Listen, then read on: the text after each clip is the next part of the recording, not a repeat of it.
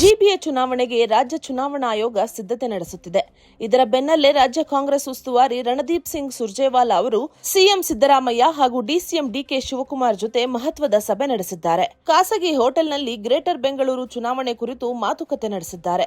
GBA ಚುನಾವಣೆಗೆ BJP, JDS ಮೈತ್ರಿ ಪಕ್ಷಗಳನ್ನು ಎದುರಿಸುವ ಕುರಿತು ಚರ್ಚಿಸಲಾಗಿದ್ದು, ಈ ವೇಳೆ ಸಿಎಂ ಕಾನೂನು ಸಲಹೆಗಾರ ಪೊನ್ನಣ್ಣ ಕೂಡ ಉಪಸ್ಥಿತರಿದ್ದರು. ತಮಿಳುನಾಡಿನ ನೂತನ ಸಿಎಂ ಸಿ ಜೋಸೆಫ್ ವಿಜಯ್ ಅವರನ್ನ ಸಿಎಂ ಸಿದ್ದರಾಮಯ್ಯ ಅಭಿನಂದಿಸಿದ್ದಾರೆ. ವಿಜಯ್ ಅವರಿಗೆ ದೂರವಾಣಿ ಕರೆ ಮಾಡಿರುವ ಸಿಎಂ ಸಿದ್ದರಾಮಯ್ಯ, ತಮಿಳುನಾಡಿನಲ್ಲಿ ಇತಿಹಾಸ ಸೃಷ್ಟಿ ಮಾಡಿದ್ದೀರಿ ಅಂತ ಮೆಚ್ಚುಗೆ ವ್ಯಕ್ತಪಡಿಸಿದ್ದಾರೆ. ನಮ್ಮ ಎರಡೂ ರಾಜ್ಯಗಳ ನಡುವಿನ ಸಹಭಾಗಿತ್ವವನ್ನು ಮತ್ತಷ್ಟು ಬಲಪಡಿಸಲು ಅವರೊಂದಿಗೆ ನಿಕಟವಾಗಿ ಕೆಲಸ ಮಾಡುವ ನಿರೀಕ್ಷೆ ಇದೆ.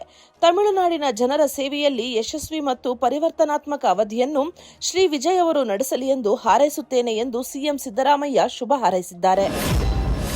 ಆರ್ಟ್ ಆಫ್ ಲಿವಿಂಗ್ಗೆ ಮೋದಿ ತೆರಳುವ ವೇಳೆ ಜಿಲೆಟಿನ್ ಕಡ್ಡಿ ಪತ್ತೆ ಪ್ರಕರಣಕ್ಕೆ ಸಂಬಂಧಿಸಿದಂತೆ ಕಗ್ಗಲೀಪುರ ಪೊಲೀಸ್ ಠಾಣೆಯಲ್ಲಿ ಎಸ್ಪಿ ನೇತೃತ್ವದಲ್ಲಿ ಹಿರಿಯ ಅಧಿಕಾರಿಗಳ ಸಭೆ ನಡೆಸಲಾಗಿದೆ.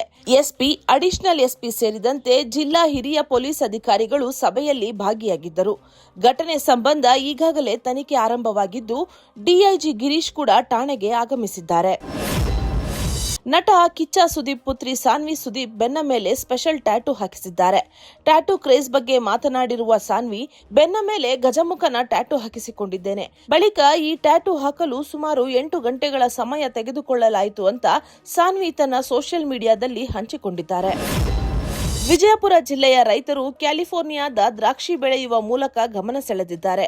ಅಮೆರಿಕದ ಕ್ಯಾಲಿಫೋರ್ನಿಯಾದಲ್ಲಿ ಅತಿ ಹೆಚ್ಚು ಬೆಳೆಯಲಾಗುವ ಔರಾ 36 ದ್ರಾಕ್ಷಿ ನೋಡಲು ಕಂದು ಬಣ್ಣದ್ದಾಗಿದ್ದು, ಹೆಚ್ಚಿನ ರಾಸಾಯನಿಕ ಬಳಸದೆಯೇ ಹೆಚ್ಚಿನ ಇಳುವರಿ ಕೊಡುತ್ತದೆ.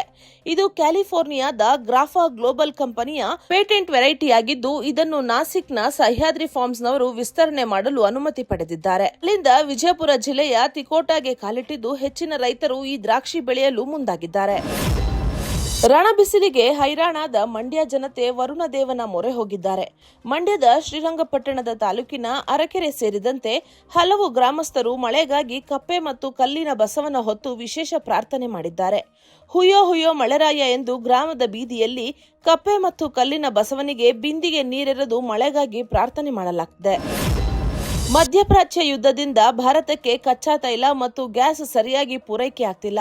ಜೊತೆಗೆ ಅಂತಾರಾಷ್ಟ್ರೀಯ ಮಾರುಕಟ್ಟೆಯಲ್ಲಿ ಕಚ್ಚಾ ತೈಲ ಬೆಲೆಯು ಭಾರೀ ಏರಿಕೆ ಕಂಡಿದೆ. ಇದರ ಬೆನ್ನಲ್ಲೇ ಇಂಧನ ಸಂಕಷ್ಟದಿಂದ ಭಾರತವನ್ನು ಪಾರು ಮಾಡಲು ದೇಶವಾಸಿಗಳಿಗೆ ಪ್ರಧಾನಿ ಮೋದಿ ಕರೆ ನೀಡಿದ್ದಾರೆ. ಸಿಕಂದರಾಬಾದ್ನ ಪರೇಡ್ ಮೈದಾನದಲ್ಲಿ ಮಾತನಾಡಿದ ಮೋದಿ, ಏರುತ್ತಿರುವ ಜಾಗತಿಕ ತೈಲ ಮತ್ತು ರಸಗೊಬ್ಬರ ಬೆಲೆಗಳ ಪರಿಣಾಮದಿಂದ ಜನರನ್ನು ರಕ್ಷಿಸಲು ಕೇಂದ್ರವು ಪ್ರಯತ್ನಗಳನ್ನು ಮಾಡುತ್ತಿದೆ. ನಾವು ದೇಶದಲ್ಲಿ ಪೆಟ್ರೋಲ್ ಮತ್ತು ಡೀಸೆಲ್ ಸಮಸ್ಯೆಗಳನ್ನು ನಿವಾರಿಸುತ್ತೇವೆ. ದೀರ್ಘಾವಧಿಯಲ್ಲಿ ನಾವು ತೈಲ ಬಳಕೆಯನ್ನು ಕಡಿಮೆ ಮಾಡಬೇಕು ಎಂದು ಮೋದಿ ಕರೆ ನೀಡಿದ್ದಾರೆ. ಕೇವಲ ಇಂಧನ ವಿಚಾರದಲ್ಲಿ ಮಾತ್ರವಲ್ಲ, ಚಿನ್ನದ ಖರೀದಿಯನ್ನು ಕಡಿಮೆ ಮಾಡುವಂತೆ ಪ್ರಧಾನಿ ಮೋದಿ ದೇಶದ ಜನರಿಗೆ ಒತ್ತಾಯಿಸಿದ್ದಾರೆ. 1 ವರ್ಷದವರೆಗೆ ಚಿನ್ನ ಖರೀದಿಸುವುದನ್ನು ನಿಲ್ಲಿಸೋಣ. ಚಿನ್ನದ ಆಮದು ಕಡಿಮೆಯಾದರೆ ವಿದೇಶಿ ವಿನಿಮಯ ಹೆಚ್ಚಾಗುತ್ತದೆ ಎಂದು ಹೇಳಿದ್ದಾರೆ. ಕೋಲಾರ ಜಿಲ್ಲೆಯಲ್ಲಿ ಈ ಬಾರಿ ನಿರೀಕ್ಷೆಗೂ ಮೀರಿ ರೈತರು ರಾಗಿ ಖರೀದಿ ಕೇಂದ್ರಗಳಲ್ಲಿ ನೋಂದಣಿ ಮಾಡಿಕೊಂಡಿದ್ದಾರೆ.